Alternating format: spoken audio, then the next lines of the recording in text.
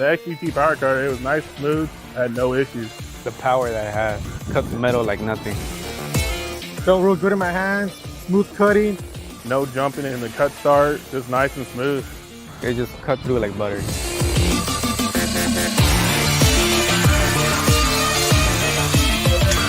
I would definitely prefer the XGT lineup over a gas tool. Gasoline, more of a hassle just for the fumes being around you, the noise, turning it on. Sometimes it doesn't turn on right away. Battery eliminates all that.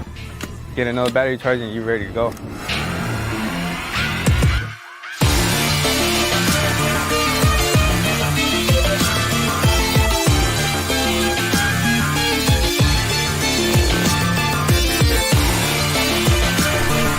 We expect our tools to be tough and rugged, and we ask a lot out of them.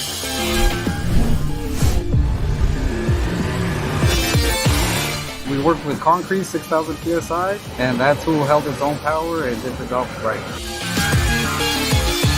XGT 80 volt max power cutter, for sure is a game changer.